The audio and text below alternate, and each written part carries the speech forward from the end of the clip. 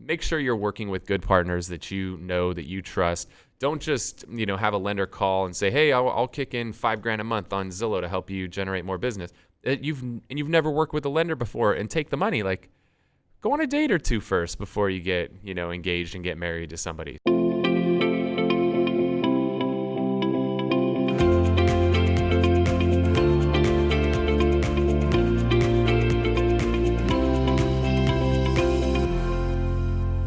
Welcome to the Whissel Way Podcast. My name is Kyle Whissel, your host with eXp Realty in San Diego. And I am Bryan, Koci, Media and Marketing Director with Whissel Realty Group here in San Diego. The goal of our show is to give you the tools, techniques, and tactics that you need to go out there and crush it in your business, whether that be real estate, mortgage, or really any business out there. The way that we like to do that is to answer the questions that you have for us. The best way to ask us questions is to go to thewhisselway.com. You can ask us questions on there. You can join our Facebook group where we answer a ton of questions and there's a lot of engagement. And we share a lot of the cool little things that we're working on in our business. You can also subscribe to the podcast, the YouTube channel, and find out about upcoming events that we have going on, like our Media Mayor Mastermind event, which is a 16-hour course all about crushing it with video, essentially taking everything Bryan and I have learned over the last 5.5 years of creating thousands of videos together, condensing it into 16 hours. We're doing online versions, also in-person versions. So if you want to find out about the upcoming ones, sign up there. Then also, we're in California, and a lot of people are leaving California, which means we've got a lot of referrals to send out. If you would like to be able to receive some of those referrals, go to thewhisselway.com, and you can sign up for that there too. I literally just sent one. Someone hit me up. They said, hey, I need an agent in Anchorage, Alaska. And I checked my sheet. We had someone, connected them, and bada bing, bada boom. There you go. There it is. All right, Bryan, what is our question today? So one thing that I think we do really well with, and I think is people don't really know how to approach it, is I think we make really good partnerships with things like lenders that they're not in-house lenders, but there are preferred partners, escrow companies, home warranty companies. And with that partnership, there's some rules about what they can pay for in terms of advertising. So we're able to sometimes advertise twice as much with only paying half the bill. I wanted to kind of bring that up. I know some people want to do more advertising, but maybe can't afford it. I want to figure out, how does a new agent or someone that hasn't made those partnerships, how do you approach someone? How do you find someone? What are some of the rules? And I think it varies by state or by whatever. But how does someone go about that?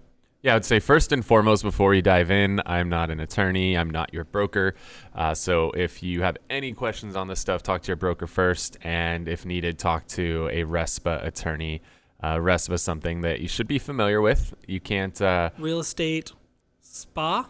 No, I don't even remember exactly what it stands for. It deals with like settlement, and that's what the S stands for. I know that. So make sure you talk to your broker and or an attorney before you do anything. The last thing you want to do is make an agreement with somebody. Well, if I send you 5 deals, will you give me $1,000 every time I send you a deal? Like, that's not going to fly. That's a RESPA violation. So be cautious with this stuff. I'm not the end all be all with this. So make sure to talk to your broker, talk to a RESPA attorney to confirm any of this stuff. But here's the thing. In this business, every single time a transaction occurs, there are dozens of people who are involved in that transaction. And those dozens of people are making dozens of dollars. Hopefully more than dozens. Hopefully, yeah. It depends. I mean, hey, some of these guys don't make a whole lot. So the thing is that there's a lot of people that are involved in a transaction, and there's a lot of people out there that would like to help you do more transactions. And if there are people out there that are willing to help you do more transactions, then it would only be natural that you would help them be involved in those transactions. Okay. So think about, every time you do a deal, think about all the different people that are involved. Think about, there's a lender who's involved. There's a home warranty company. If you're here in California and some other states, there's a natural hazard disclosure that gets done.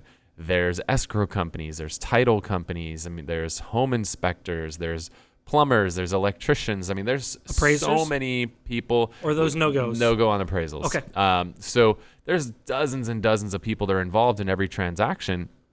And a lot of times, as an agent, you're going to give your clients recommendations of companies you've worked with in the past that you've had good experiences with. And a lot of times your company or your clients will take your recommendations because it's like, hey, this is my go-to escrow company. Barb over there is amazing. She does a fantastic job for our clients. And a lot of times your company or your client will trust that company's recommendation. So in exchange, these companies are a lot of times willing to help you market yourself so that you can go out there and get more business so that you can give recommendations. Again, you'd never want to do anything that's like, if I give you this many deals, will you give me this much money? That's where you start getting into trouble. But where you don't get into trouble is if you have, people that are in these roles that are willing to do co-marketing with you. So one of the most common ones, we'll start with the most common out there, which is your lender. Lenders make probably the second most money in any transaction next to you as the agent. Lenders, depending on the loan type and area, they're making anywhere from like 0.5 point to 3 or 4 points on every transaction. So lenders can make a lot of money when they get to do more transactions. So they're very willing to help. And they can co-market with you on Zillow, for example. Zillow's made this very, very easy to where you can have a lender partner, and you and that lender partner can each contribute to an advertising spend on Zillow. And as leads come in, those leads can go to both you and to the lender. Now, does that have to be a 50-50 split? No, it could be more, it could be less. Okay. And, you let Zillow. I love that Zillow gets involved in the middle of that because now you have an intermediary. And if they screw it up, they're basically screwing it up for every agent and lender across the country because virtually everybody's advertising with them. So, depending on your relationship with the lender, we like to have 2 lenders just because of the size of our team. What I've learned over the years is that it's always good to have 2 options for people because some people are going to like, chocolate ice cream and some people are going to like vanilla ice cream. I like them both. So we got to make sure that we have options for both people. Some might like sherbet, Brian. I don't know. I like sherbet, like if it's like a really hot day. Yeah? Maybe sitting around by a pool. Okay. Rainbow sherbet, yeah. Okay. That's Brian's Sunday Fun Day specialty. So we have 2 different lenders involved. Again, because I like to have options for my agents. And again, some click better with lender A, some click better with lender B. So that would be one example. Other examples is you could have people co-market with you on mailers that you send out. So let's say you're sending postcards out. Now there's some rules on this. My understanding, again, I'm not the expert, is that the amount somebody contributes has to be in line with the amount of advertisement they have on a piece. So you can't have something that is all about your brand new listing and on the back it's all about you, and then like the bottom little teeny tiny corner it mentions like Acme Mortgage. Acme Mortgage can't pay for 90% of the piece when they're only 1% of the actual marketing. So it has to be in line or commensurate with it. So if you do a postcard and the front of the postcard is all about you and your new listing and the back is all about them and how they can help finance the purchase of that new listing, you guys could share in that cost 50-50. So that's a way that you could do it. So there's a lot of different ways, but those are probably the 2 most common is partnering up with like a Zillow, where Zillow can actually have the lender's credit card on file, your credit card on file, and handle a lot of it for you. Doing it with mailers is common. And then some of the lead generation platforms, we work with Boomtown. We've been with them for a long time. They have the ability to help you out with that as well, where you can have a lender make a contribution and you guys can co-market for internet leads, Facebook leads, pay-per-click leads, stuff like that. And then when those leads come in, it gets assigned to both you and to your lender. Therefore, that makes it super easy. Yeah, which is really easy. And now you're all in one system and you're communicating together. It's a beautiful thing. So there's 3 different ways that you can do this and there's a million other ways as well, but those are 3 that I want to throw out there to you. And so think about the importance when you're setting these up is, 1, you got to make sure you're partnering with the right people. I don't care how much money somebody's willing to pay you. I mean, we get lenders all the time. Work with us. We're great. We'll give you a ton of money. Like, I don't care if you're giving money or how much money you're giving me. I want to know that you're going to take care of my clients first, right? Like, as you build partnerships and relationships, make sure everything is about your client first. Don't work with somebody just because they're going to give you more money than somebody else. If they're not providing a good service, it's not worth it, because referrals are the most profitable and repeat clients are the two most profitable transactions you'll have in real estate. Don't screw that up. So make sure you're working with good partners that you know, that you trust. Don't just, have a lender call and say, hey, I'll kick in $5,000 a month on Zillow to help you generate more business. You've never worked with a lender before and take the money. Like, go on a date or two first before you get, engaged and get married to somebody. So as you go through these things, make sure go on a few dates first, get to know each other, make sure that you're in alignment. Dates, meaning work a few transactions together. Yeah. Now, and depending on if you're pursuing the relationship with the lender or if they're pursuing the relationship with you, that's kind of can help decide where the lead comes from, right? If you really want to work with lender B because they're fantastic and you've seen what they've done and you've seen that they can close in short times, and I don't know why they wouldn't want to work with you. You could be an asshole. There could be that. You send them a couple deals that you're working, and you say, hey, work with this guy, whatever. Or vice versa. If the lender's trying to get in good with you, you say, cool, I would love to work with you. I will definitely send someone your way. Just send them my way first. Send me a buyer or a seller. I will help them out with their purchase, and then we'll make sure we use you on the lending side. And so that way, that's a couple ways to go on a date first. Yeah, and if you're a lender and you're listening to this and you want to get in with that big shot agent in your town, the number one agent or somebody who just does a lot of business, here's how it works. Don't call them and tell them how great you are. You have to show them how great you are. How are you going to show them how great you are? You're going to show them by doing a transaction together. They're not going to give you a transaction. You got to give them a transaction. If you want to get in with that big shot, next time you have a lead that comes in and gets pre-approved and is ready to go shopping and is not tied to one of your existing agent relationships, maybe you refer that to your big shot agent that you've been trying to get in with. Because the big shot agent understands how this works, right? You take care of me, I take care of you. They're going to make sure that if you refer this buyer, we'll call her Beth. So if you refer Beth over to them, they are going to make sure that once they get Beth in escrow, that you're going to do the loan for them. Now, this is your chance. This is your audition. This is your, opportunity to show them that all that talk about how great you were was not just talk. Now it's time to walk the walk. And now you do a good job with that one. And now you could discuss where the relationship's going to go from there. You might have to do that 2 or 3 times, right? Depending on the team. There's teams, the Real Trends list just came out. There's teams selling 2,000-3,000 houses a year. One transaction probably doesn't move the needle for those teams. But you do 2-3 transactions and you do a great job on those 2 or 3.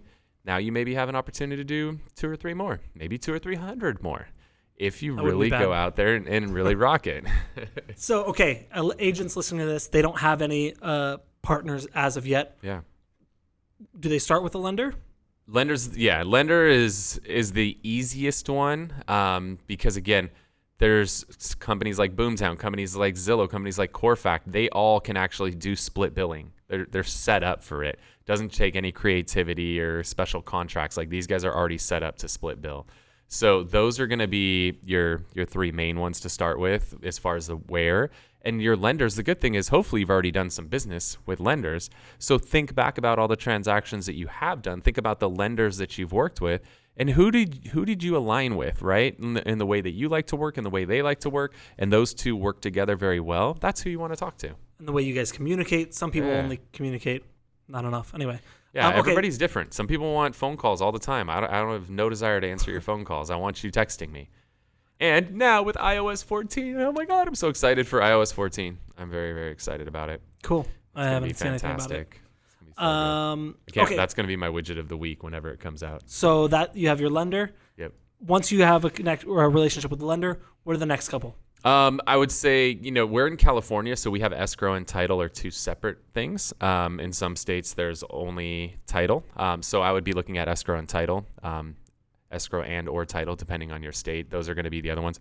You want to kind of look at the people who are getting the biggest piece of the pie, because, again, there's dozens of people that take bites off the pie.